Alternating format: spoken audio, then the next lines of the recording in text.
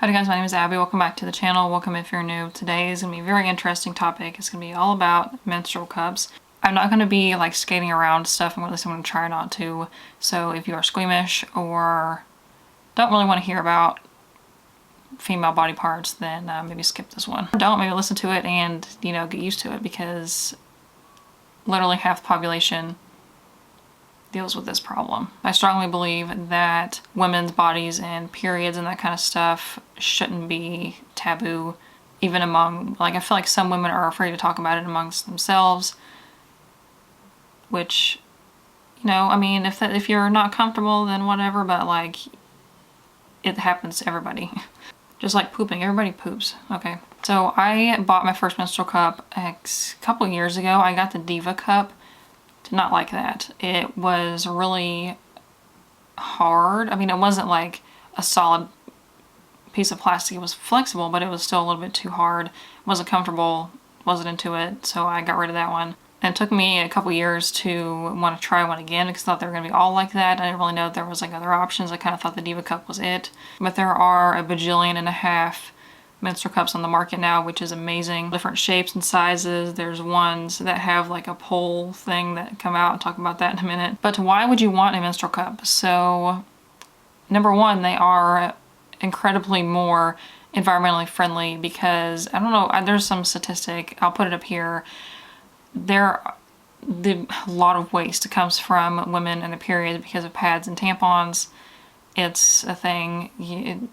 So if you're at all interested in being eco-friendly, I would suggest a menstrual cup. Also, they are more sanitary than pads and tampons, and also they are better for your body. So most conventional pads, tampons, those kind of things are made with so many chemicals, and just not, if you knew what was in them, you would not want anything to do with it. Plus, I never really liked tampons, so I used pads all the time. And they would just give you, if you lift them on too long, they give you a diaper rash, and they stink, and none of that. All these problems are solved with a menstrual cup. So who are menstrual cups for? Honestly, probably anybody that has a period. Only thing that I could foresee people having a problem with, number one, is people with a disability. If you don't have fine motor skills, you may not be able to properly insert or remove a menstrual cup, because let me pull mine out and show you. You have to be able to take it, and I honestly have trouble with this sometimes because I have carpal tunnel, but just holding it onto it, and you have to be you know what I mean? You have to bend your hand around underneath, so if you don't have good use of your hands or mobility of your arm, then it may be more difficult. And also, I would maybe be careful if a younger girl, preteen, would want to use it, because you have to be comfortable with your body to use a menstrual cup, because you're going to be sticking your fingers up in there. If you're watching this, if your daughter wants one, I would say let her decide. Don't, I don't know, just it depends on your relationship, I guess. Don't assume if she is or isn't, and maybe let her watch this video and see if she'd be comfortable with doing that, and watch videos of some other people who are talking about it as well, and get kind of multiple viewpoints on it. Because I know when I was younger, I probably would not have, this is why I didn't use tampons, because I was I don't want anything to do with all that. There are different sizes of them depending on just how big your canal is, or if you've given birth or not. So I have not given birth, so I went with a smaller one, and that works great. So I have two, actually. I bought this one first, and I thought this would be good. It's kind of dusty. I just haven't used it in a while. But this one is pretty big, but it's really, it's really flexible. It's not hard plastic. And this is what I had trouble with on the Diva cup, is this little stem thing, because it was hard, it wouldn't move like that. But then this is the one I use the most, is this pink one. So this is a little bit smaller, you can see. You can probably see better if I do this. It's a little bit smaller, a little bit shorter up here. So I'll maybe start off with this one, honestly, the smaller one, because I don't think a smaller would be that, you know, I don't think a smaller one would hurt. Like, I think if you start with the big one, I don't know. So anyways, my problem with the bigger one is it was too big, and then also it actually was it's too tall this way, because one of the things people say that their cup hurts is because it's hitting your cervix. So the edge of it was like pushing on my cervix, and that does not feel good. So the smaller one solved that problem. And by the way, did I mention that these are from the brand Salt? I will link that below where you can get these. I think they have actually a kit where you can get both sizes and test them out. So when I use it, I honestly don't really even feel it. Depending on like how I'm sitting, I don't feel it in at all. I mean, you know it's there, but it's not that bad. So if you're feeling it, then you might not have it inserted right, or it might be too big.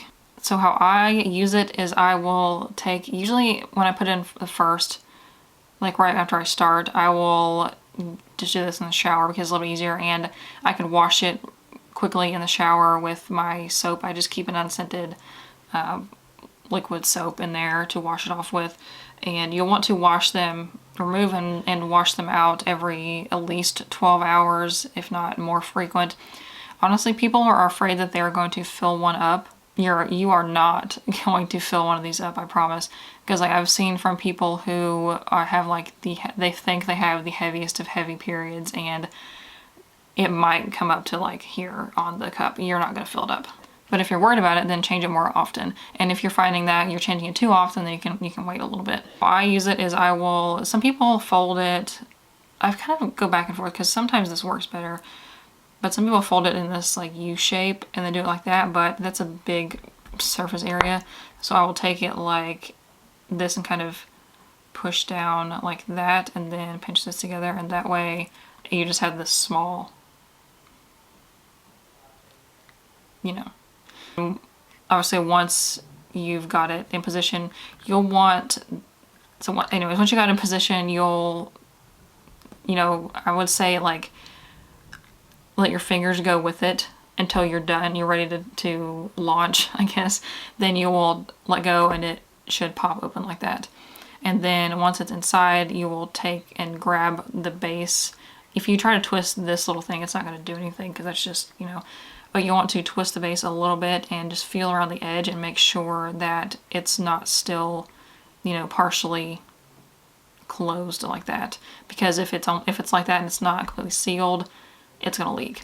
So if you twist it around a little bit though, it should, if it's not popped open yet, it'll pop open. Sometimes though, I was watching somebody else do a video about cups and they mentioned this and I was like, yep.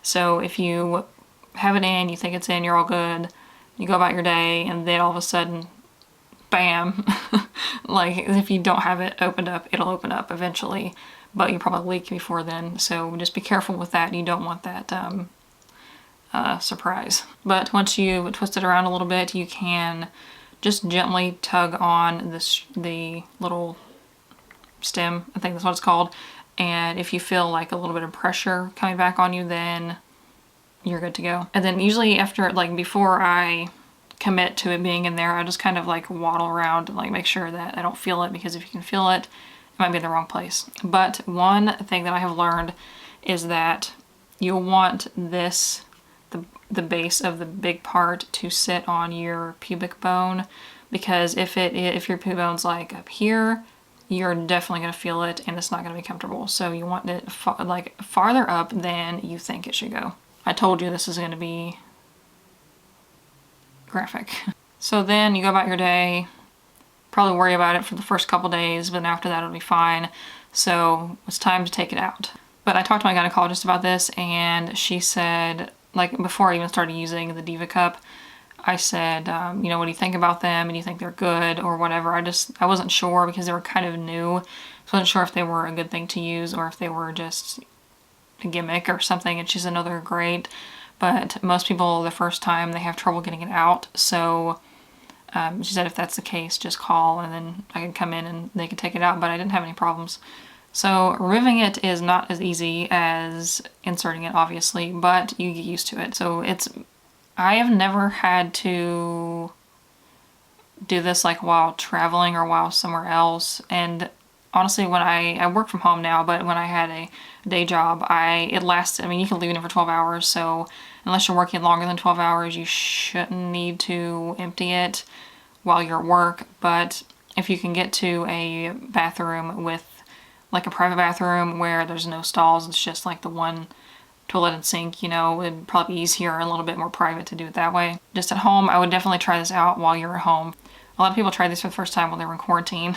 So anyways, once you're ready to take it out, you will want to reach up inside, and what I do is I will take and get my fingers like this and squeeze it, because what you want to do is break that suction. Do not, please, whatever you do, for the love of God, do not just yank on this little thing, because it's not going to come out, it's not going to feel good. Don't do it. So you'll just take that and you can squeeze it, and you can kind of, it makes a noise. Don't worry, it makes a noise when the suction breaks. And if you can't get it out like that, then you can take and maybe hook your finger around the side like that. But this way, if you do this, you're more likely to get it on you, which a lot of people are worried about it kind of spilling everywhere. It's blood, so it coagulates once it's outside of your body. So it's not purely liquid in there, I'll just say that. I just finished recording and I forgot to talk about. So there is a cup called the Flex Cup, and basically that one, like this one is just kind of a solid piece. The Flex Cup has a little ring right here, or like a ring-shaped piece of silicone, and you can just pull on that, and then it has a little attachment that would make it basically makes it do this, but you pull on it and it kind of does that. So it breaks the seal for you, and you don't have to reach up in there as far. I kind of want to try that one, but also it looks a little bit bulkier than this, so maybe I'll try it at some point. If I do, I'll make another video about it. So you'll take this, pull it down, kind of, I mean, you might want to like work it, you know, don't just like rip it straight down, be careful, you know, gentle. And then once you've got it like this, then you can dump it in the toilet, dump what's in there in the toilet, waddle over to the sink. Or some people have, if you have a bathroom where like you can reach the sink from while sitting on the toilet, even better. But just waddle over to the sink, rinse it out, wash it with a little bit of soap, rinse the soap off, put it back in, good to go. Then wipe on the outside too, because sometimes the blood can get on the outside. You don't want that, you know. And if you are worried about it the first couple times, I don't wear a pad or panty liner or anything with them anymore, unless I'm going to be out for a long time, just in case. But you can wear a pad or panty liner underneath of it, or even like those period underwear like Thinks. But if you are out in public and you need to change it, I'm sorry. I mean, you can do it, but I wouldn't want to. I mean, unless I had to, of course. But you can keep a water bottle with you and kind of just rinse it out over the toilet and then reinsert it that way. At least, you know, can get you by until you get back home or to a hotel or wherever you're at. And then maybe keep a little wet wipes or something just to clean your hands, so you know, not like walking out in case you spill it on yourself. You're not like walking out with blood all over the place, you know. So like I said, maybe try to find like one of those family bathrooms. So this one, I don't know if, I've seen a lot of people ask a lot of questions about menstrual cups. I don't know if people are scared to ask this, but I'm sure, like I had this question as well. So like when you use the restroom and you have a tampon in, it's kind of gross. So I was like, can you use the bathroom with this in? Like, I can't go 12 hours without using the bathroom, but you can. Anything you want to do, you can do it with one of these. So the only problem that I had though, so this kind of, you know, everything's in proximity down there, and your urethra is next to vagina. This kind of pushes your urethra just slightly closed, so your pee stream is going to be like a little bit weaker. Don't worry about it, it's fine. But don't, this is where I'm getting into where I think it's like borderline TMI, but you need to know, okay? If you push, like to try to get the pee out faster, it can push this loose, so don't do that. I learned that from experience. But honestly though, if this gets, like if you think it's a little bit too far up and you're kind of having a hard time reaching it, push down like you're trying to pee faster, but you know what I mean, you know that feeling, then it should push it down a little bit to where you can reach it. But number 2 is totally fine with this as well, and we're having problems with it.